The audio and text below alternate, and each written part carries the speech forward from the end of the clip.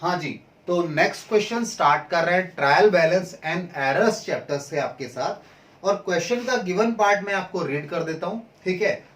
Solution के लिए मैंने ट्रायल बैलेंस का फॉर्मेट बना रखा है, क्योंकि ट्रायल बैलेंस बनाने को बोलेगा क्वेश्चन आपको। तो देखिए जी, क्वेश्चन कहता है from the following balances taken from the books of messrs Dwarka Prasad and sons, ठीक है, as at 31 March 2017 prepare trial balance in proper form. तो प्रॉपर फॉर्मेट के लिए हम बनाने को बोला है और फॉर्मेट हमने बना रखा है। जो फर्म है इसका नाम है द्वारका प्रसाद एंड सन्स। तो messrs Dwarka Prasad and sons के बुक्स में आप क्या बना रहे हैं जी? ट्रायल बैलेंस बना रहे हैं। ट्रायल बैलेंस कब बनाया जा रहा है? डेट बहुत इंपॉर्टेंट होती है। एज ऑन या एज एट लिख लीजिए, एज एट 31, डेट दी है क्वेश्चन ने, एज एट 31 मार्च 2017। चलिए देखिए जी क्वेश्चन को ध्यान से। क्वेश्चन ने हमें नेम ऑफ अकाउंट्स दिए हैं और उनके अमाउंट बताए हैं, यानी ये नहीं बताया डेबिट बैलेंस है या क्रेडिट बैलेंस है। तो अगर क्वेश्चन कुछ नहीं बता रहा तो ध्यान देना जी, आपको अकाउंटिंग इक्वेशन याद होगी। अकाउंटिंग इक्वेशन याद है, चलो यहां लिख देता हूं। अकाउंटिंग इक्वेशन क्या थी जी? Asset equals to capital plus liabilities, ठीक है। उसमें मैंने आपको ऐड करवाया था भैया, एक्सपेंस को माइनस करना होता है कैपिटल में से और इनकम को प्लस करना होता है। तो एक्सपेंस हम इस तरफ लिखते थे और इनकम इधर लिखते थे। तो इनका जो नॉर्मल नेचर है, यानी ये जब बढ़ते हैं तो ये क्या होते हैं? डेबिट होते हैं, और ये जब बढ़ते हैं इंक्रीज होते हैं तो ये क्रेडिट होते हैं।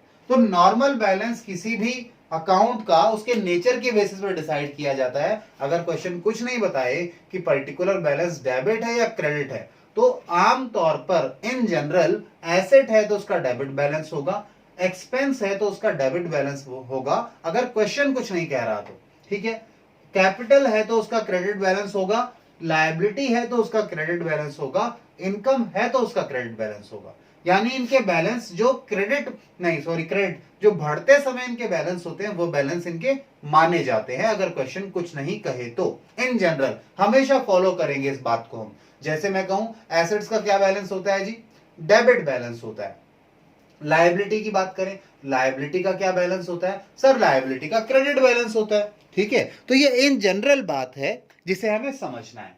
तो यही रूल हम अप्लाई करेंगे ट्रायल बैलेंस बनाते समय, जहां वो नहीं बताएगा कि ये डेबिट है या क्रेडिट है, साफ साफ बता देगा। अगर कंफ्यूजन होगा कहीं, जहां लगता है क्वेश्चन को यहां क्लैरिटी देने की जरूरत है, तो वो बताएगा। अदरवाइज नहीं बता रहा, then you have to follow 10 rule. चलिए जी, सबसे पहले कैश इन हैंड दे रखा है आपको 4500 रुपए कैश। आइए जी, कैश इन हैंड यानी कैश अकाउंट के बारे में बात कर रहा है आपसे। 4500 रुपए, 4500, ठीक है। उसके बाद देखिए, अच्छा मैंने डेबिट में क्यों लिखा है? क्योंकि कैश है, एसेट है, डेबिट ही बैलेंस होता है हमेशा। इसके बाद देखिए नेक्स्ट है bank overdraft. Sir bank overdraft आपको पता है लायबिलिटी है, ठीक है। बैंक को पैसा देना है, बैंक से ज्यादा पैसा ले लिया, तो बैंक ओवरड्राफ्ट जो है वो लायबिलिटी है। तो उसका बैलेंस कैसा होगा सुनिए, बैंक ओवरड्राफ्ट अकाउंट। अमाउंट कितना है? अमाउंट है जी 8000 रुपए, 8000 रुपीज। ये लीजिए जी, क्रेडिट में आ गया, लायबिलिटी है तो क्रेडिट बैलेंस होगा। इसके बाद देखिए नेक्स्ट है जी ओपनिंग स्टॉक। ओपनिंग स्टॉक की बात करें जी,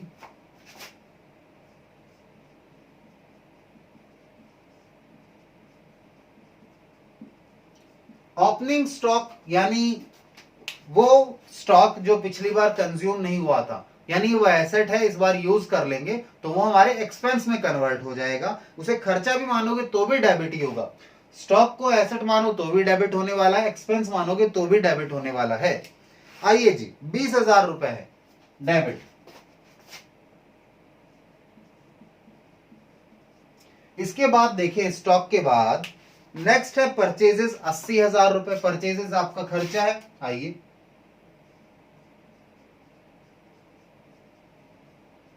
परचेजेस अकाउंट 80,000 रुपीज, ठीक है, इनके करस्पॉन्डिंग में क्रेडिट नहीं आया।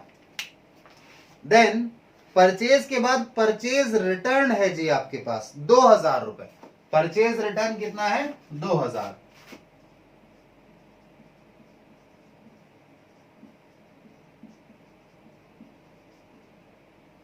₹2,000 का क्रेडिट बैलेंस, क्योंकि परचेज के अपोजिट होता है purchase return.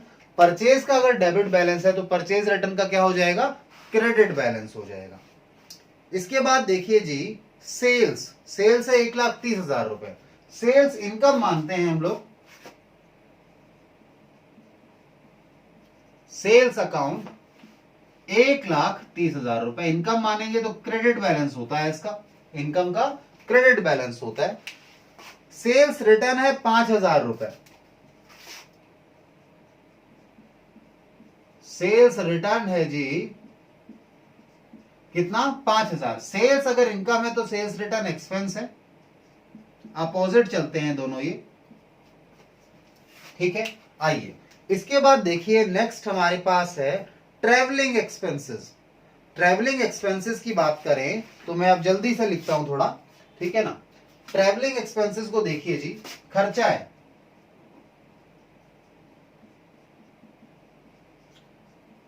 Travelling expenses account कितना है? अमाउंट, अमाउंट है जी 1,800 रुपए। खर्चा है तो डेबिट में आएगा, यानी उसका बैलेंस कैसा होगा? डेबिट बैलेंस होगा। उसके बाद कहता है डिस्काउंट अलाउड। डिस्काउंट अलाउड भी आपको पता है खर्चा है तो भी डेबिट बैलेंस ही आएगा, हमने डिस्काउंट दिया है।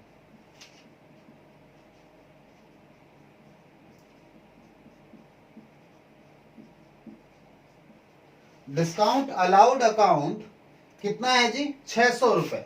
600 भी डेबिट में आ गया, ठीक है। इसके बाद चलिए, इसके बाद देखिए हम लोग डिस्काउंट रिसीव्ड। डिस्काउंट रिसीव्ड की बात करो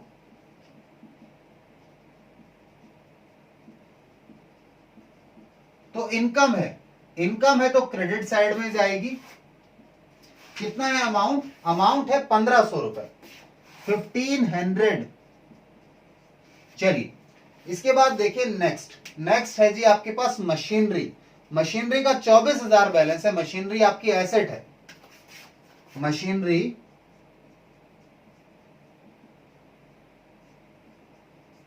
अकाउंट कितना? 24,000 रुपए,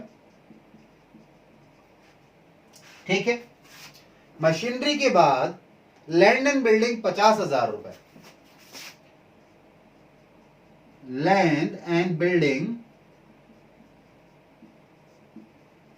अकाउंट 50,000 रुपए, ठीक है। एसेट है ना लैंड एंड बिल्डिंग तो डेबिट बैलेंस होगा। डेटर्स 18,400, इतना ही है ना? हाँ, डेटर्स अकाउंट 18,400 रुपए, ये लीजिए, ये भी डेबिट में आएगा। डेटर है वैसे ही, पैसा लेना है आपने इनसे। क्रेडिटर है 8,500। क्रेडिटर हैं, इनका अकाउंट है 8,500 रुपए। सॉरी, ये मैंने टिक एक ज्यादा कर दिया, इन तीनों के लिए तो आ ही गया था एक, ये आ गया, ठीक है। 8,500 आ गए क्रेडिटर। किसी को डाउट आए तो ये देखो, ये क्रेडिटर पर चलेगा जी हम, ठीक है। थोड़ा अलाइनमेंट बिगड़ जाता है मुझसे तो उसको आप देखेंगे ध्यान से। इसके बाद देखिए नेक्स्ट हमारे पास डेटर क्रेडिटर के बाद है बिल रिसीवेबल। बिल रिसीवेबल यानी आपको एक एसेट है, बीआर जिसे बोलते हैं, आपने किसी ने एक्सेप्ट किया हुआ, एक डॉक्यूमेंट साइन किया कि वो पैसे आपको देगा, आपके लिए वो एसेट है, इसलिए आपने उसे बिल रिसीवेबल बोला। आइए, बिल रिसीवेबल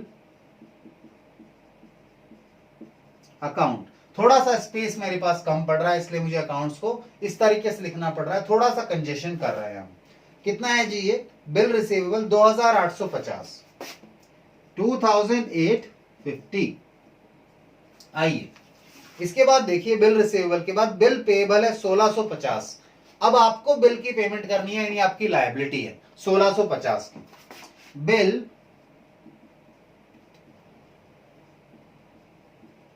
पेबल अकाउंट कितना है जी 1650 रुपए। इसके बाद आ जाइए, नेक्स्ट है कैपिटल 60,000 रुपए, क्रेडिट बैलेंस होगा। कैपिटल अकाउंट 60,000 क्रेडिट बैलेंस हो गया जी। इसके बाद हमारे पास ड्राइंग्स है जी 6,000 रुपए। एक काम करें, यहां पर स्पेस नहीं बचा है, हम इधर लिख ले, हम मान लेंगे कि कैरी फॉरवर्ड कर रहे हैं इसी आगे, ठीक है ना।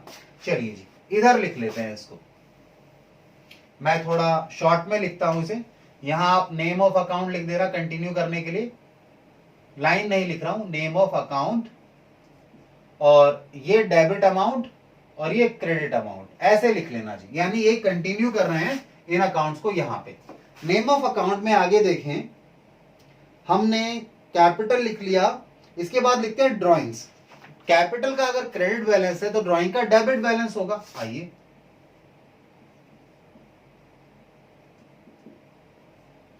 ड्राइंग्स अकाउंट, ड्राइंग्स अकाउंट का जो बैलेंस है ये है जी 6,000 रुपए। यानी आपने इस साल में कितनी ड्राइंग की है 6,000 रुपए की। इसके बाद बात करें नेक्स्ट, ड्राइंग के बाद है जी रेंट 3,700। रेंट कुछ भी नहीं बोला तो खर्चा है 3,700 का, ठीक है जी। इसके बाद सैलरीज भी कुछ नहीं बोला तो खर्चा है,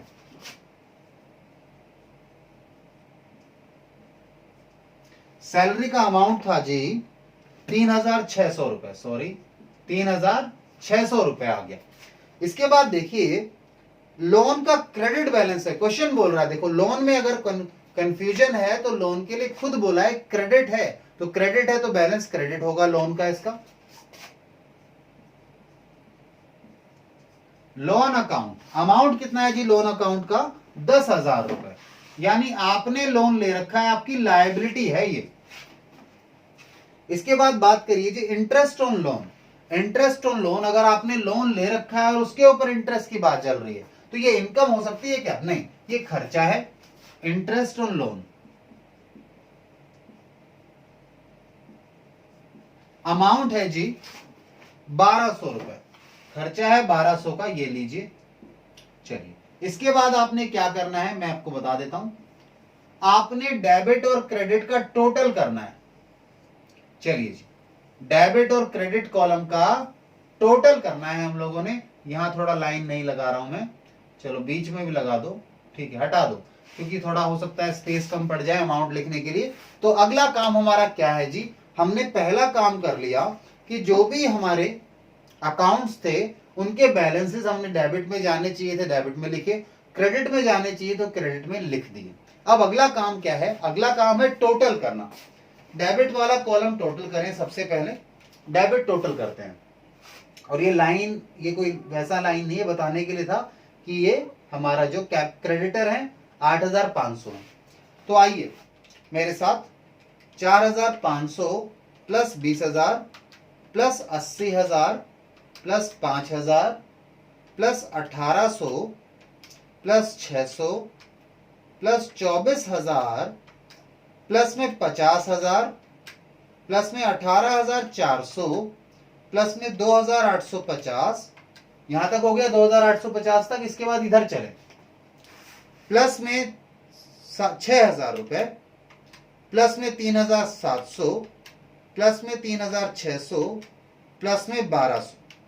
टोटल कितना आ गया जी, टोटल आ गया 2,21,650, ठीक है, 2,21,650, ठीक है। अब अगर क्रेडिट साइड का भी यही आ जाता है तो हमारा आंसर मैच हो गया, क्योंकि डेबिट जो है उनके बराबर उतने ही क्रेडिट भी हैं। तो वो देखें 8,000 रुपए, फिर 2,000 रुपए, फिर 1,30,000 रुपए, देन 1,500 रुपए है हमारे पास। 1,500 के बाद हमारे पास है जी ये 8,500, फिर 1,650, 60,000, और उधर फिर एक सिंगल अमाउंट है 10,000 का। तो इसका भी 2,21,650 ही आ रहा है। क्रेडिट साइड का भी 2,21,650 650 ही अमाउंट आ रहा है। इसका मतलब क्या है, आपने जो ट्रायल बैलेंस बनाया है वो बिल्कुल सही है। तो इसे अब आप नोट डाउन कीजिए, फिर हम नेक्स्ट क्वेश्चन पर चलेंगे आप लोगों के साथ। ठीक है जी।